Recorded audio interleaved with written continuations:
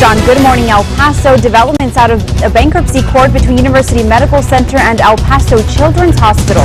The arguments that took place in Austin and what the two hospitals still disagree on.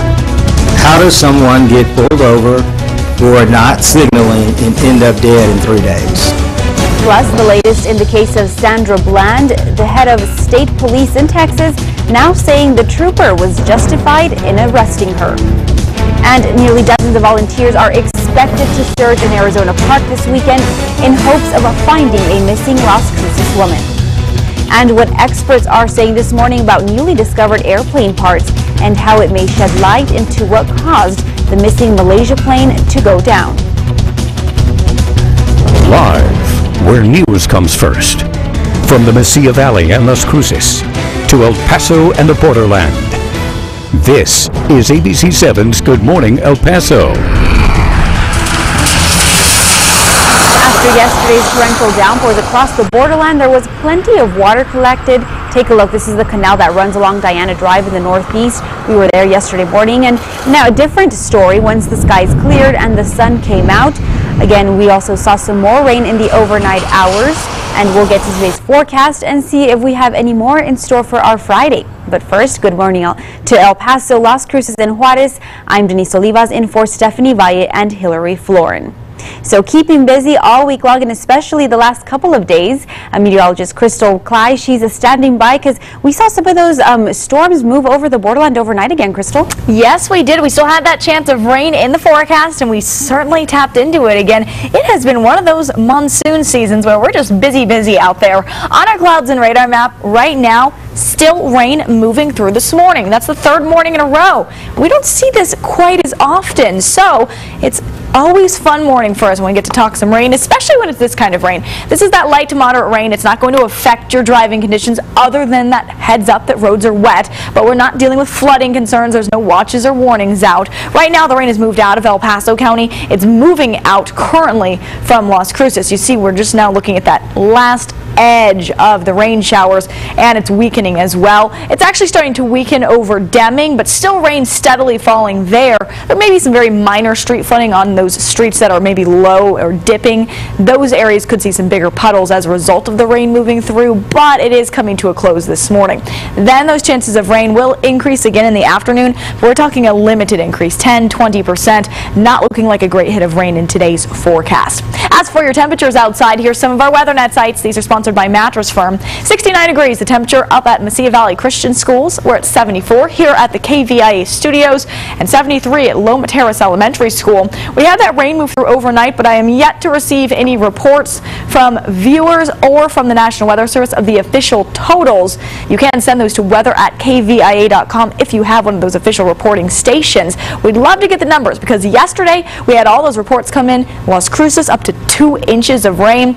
Doesn't look like we got that overnight this morning, but we did get some more showers. We're going to take a look at radar from what happened overnight, and we'll also talk chances of rain into this weekend coming up.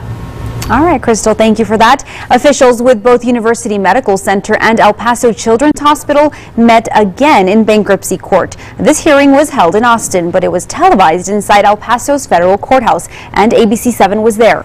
Judge Christopher Mott ruled that Children's has to pay $150,000 a month to UMC for rent and another $1.2 million a month for services. The El Paso taxpayers should know that this means the cash that UMC is spending on behalf of Children's will be reimbursed. And that's not what dominated most of the hearing, though. The big disagreement is rent. UMC says Children's never paid it. Children's says it never agreed to. We'll get to what the former board chair, Sam Legate of El Paso Children's, had to say about it coming up during our second half hour of Good Morning El Paso.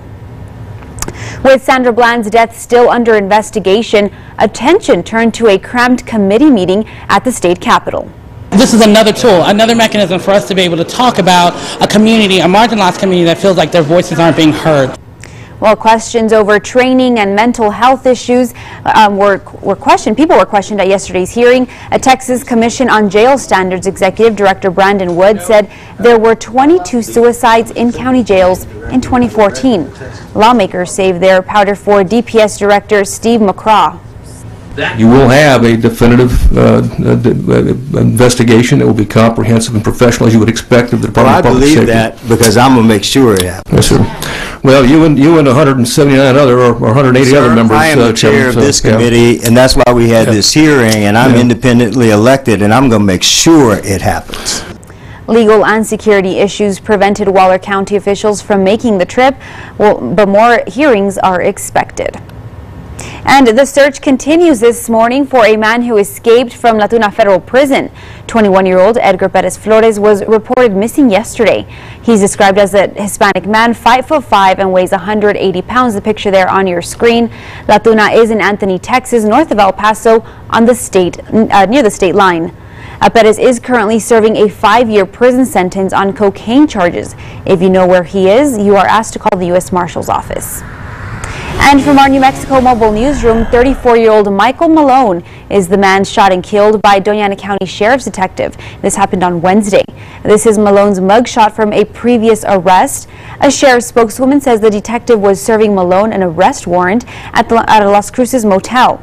He was wanted for aggravated assault with a deadly weapon, a felony in possession of a firearm, and a battery against a household member. And also from New Mexico, nearly 100 people are expected to search Rustler Park this weekend in hopes of finding a missing Las Cruces woman. 44-year-old Janet Castrejon disappeared from the Arizona park during a family trip. This happened more than a month ago. Her family says Janet suffered a brain injury at the age of 18 and has short-term memory loss. The Castrejon family has searched Rustler Park nearly every weekend since Janet went missing. Janet's father, Eduardo Castrejon, says he's still hopeful his daughter is alive. And if you're interested in helping, Rustler Park will waive its fee this weekend for anyone involved in the search. And new this morning, 2 men are dead after a single-engine plane crashed near the airport in Truth or Consequences. The victims were 48-year-old David Reeser of New Mexico and 37-year-old Jason Robert Glenn of Utah. Police say the plane appears to have crashed shortly after takeoff.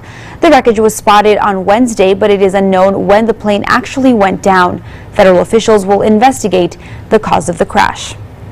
And experts believe the airplane wing part that washed ashore in the Indian Ocean will support the theory that the missing Malaysia airplane was crashed intentionally. ABC's Bazi Kanani has the new information this morning.